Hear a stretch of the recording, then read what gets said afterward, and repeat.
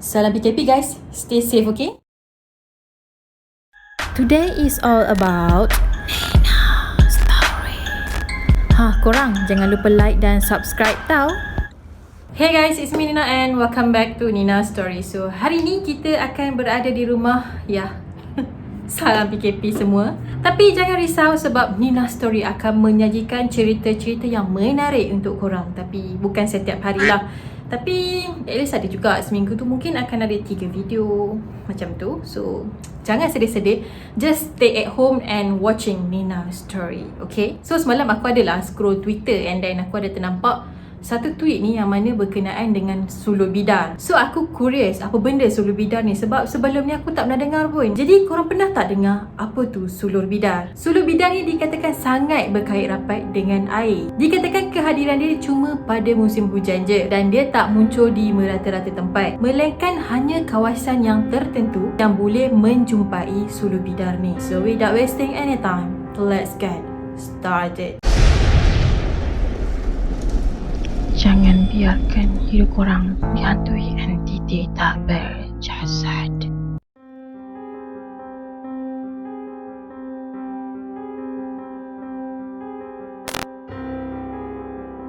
Sulur bidar ni sebenarnya merupakan sejenis makhluk halus dan bukan sejenis rumpai air ataupun hidupan air. Dia diberi gelaran sebagai sulur bidar oleh kaki pancing. Dikatakan benda ni cuma muncul dekat Tasik je. Terutamanya Tasik Kenyir, Tasik Banding, Tasik Chini dan Sungai Pahang. So sekarang ni kan musim banjir area Pahang, Johor, Terengganu. So dikatakan benda tu telah muncul dekat sana guys. Telah muncul, okay. So korang jangan risau, dekat Tasik Shah Alam memang tak ada benda ni.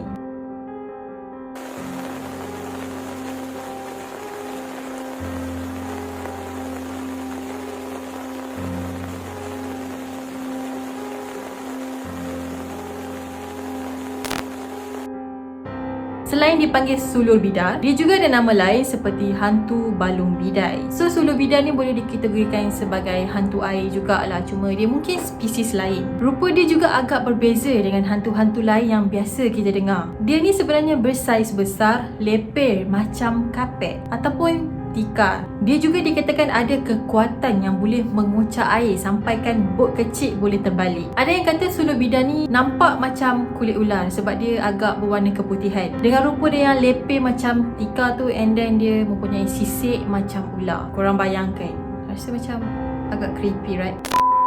Dan dikatakan sulur bidar ni sebenarnya berwarna putih dan ada kepala di setiap penjuru tadi. Dia akan gulung mangsa dia dan tarik masuk ke dalam air selama beberapa hari. Sebab tu diorang percaya sesiapa yang hilang lemas kat dalam tasik-tasik tadi dan mangsa tu tak dijumpai, dipercayai telah disorok ataupun dilemaskan oleh sulur bidar ni lah. Tapi serius lah, ini adalah kali pertama aku dengar hantu sulur bidar. Sebab biasanya sebelum ni aku cuma dengar hantu air je.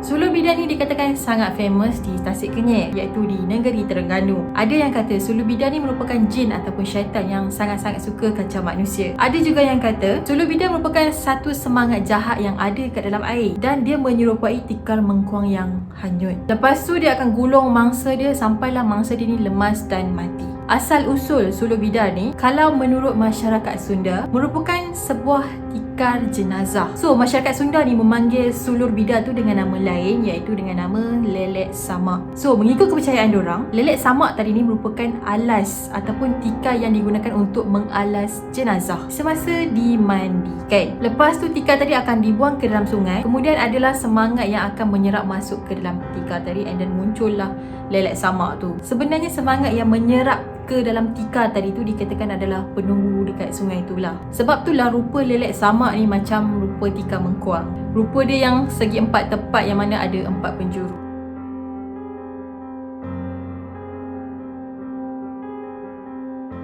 Sebelum benda ni muncul dan mengganggu orang, dia akan ada beberapa petanda. Contohnya akan ada buih-buih yang muncul di permukaan ataupun pusaran air yang tiba-tiba muncul dengan daun-daun kering. Bila pusaran tadi muncul, akan ada satu bau yang busuk ataupun bau hanyir datang daripada pusaran tadi. Jadi orang tua ni pesan macam mana cara untuk elak diganggu dengan benda tu. Korang kena azan kuat kuat. Apa yang peliknya, daun-daun yang muncul dekat pusaran tadi tu merupakan daun yang kering. Daun tu langsung tak basah, even dia datang daripada air. Orang tua-tua kata daun tadi yang datang daripada pusaran air tu, kalau orang ambil and bakar, daun tu memang akan tetap terbakar macam daun yang kering dekat darat tu. Selalunya macam yang kita tahu, kalau daun tu memang dah terendam dengan air, kalau kita ambil nak bakar memang tak boleh, basah kan. Tapi yang ni tak. Kalau korang ambil daun daripada pusaran tu dan bakar, benda tu akan terbakar sebab daun tadi tu memang kering. Dan benda tu macam agak pelik.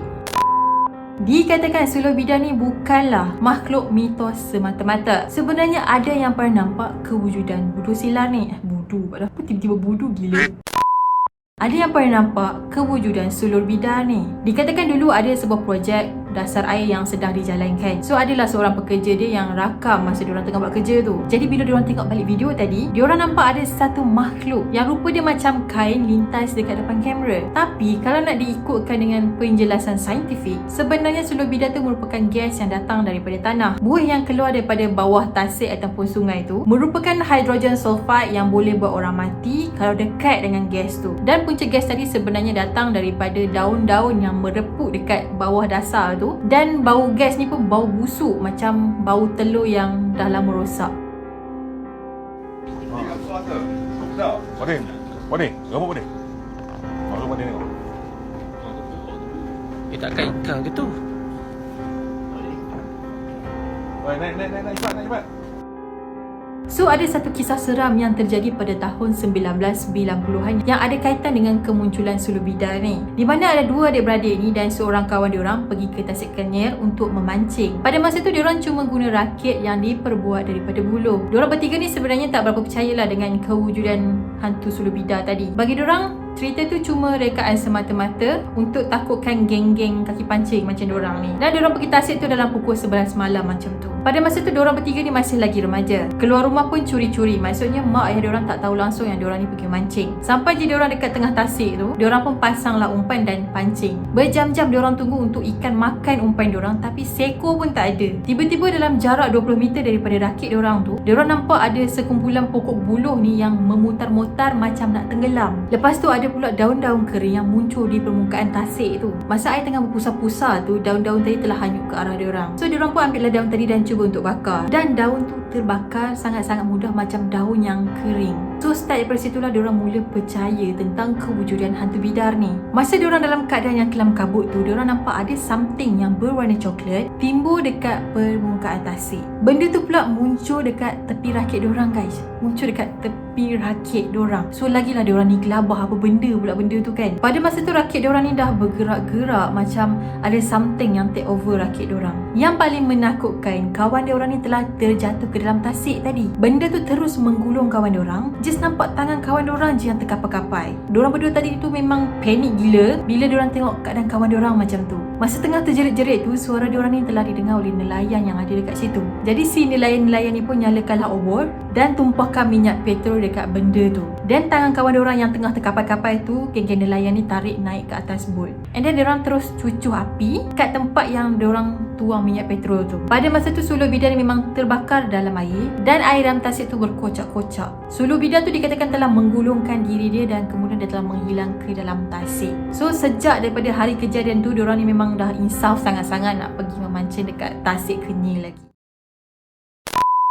Okay guys, apa pendapat korang tentang cerita pada kali ni? Adakah korang memang percaya tentang kewujudan sulur bidar tu, ataupun korang rasa benda tu cuma gas yang muncul daripada permukaan tanah? So pada korang yang pernah ada pengalaman tentang sulur bidar ni, pernah ditarik dengan sulur bidar ni masuk ke dalam air ataupun apa, please komen di bawah, sebab aku memang sangat-sangat nak tahu tentang kewujudan sulur bidar ni. Sebab kewujudan dia sendiri pun dah agak pelik, sebab rupa dia macam tikar mengkuang 4 segi. Tapi ada juga yang kata yang sulur bidar ni sebenarnya rupa dia macam ikan pari sikit, tapi tetap juga lepeh. Dan memang tujuan dia hanya menggulungkan mangsa dia and then tenggelamkan mangsa dia. So pada korang yang memang ada pengalaman tentang sulur bidar ni yang pernah terjadi dekat tempat korang ataupun pernah terjadi dekat family korang, jiran-jiran tetangga, please komen di bawah. And that's it for today, dan aku harap korang suka video aku. Pada korang yang belum lagi subscribe channel aku, jangan lupa untuk subscribe, like, komen dan share video ni. And please stay safe dan juga stay at home. Kita jaga kita, dan jumpa lagi pada video yang akan datang.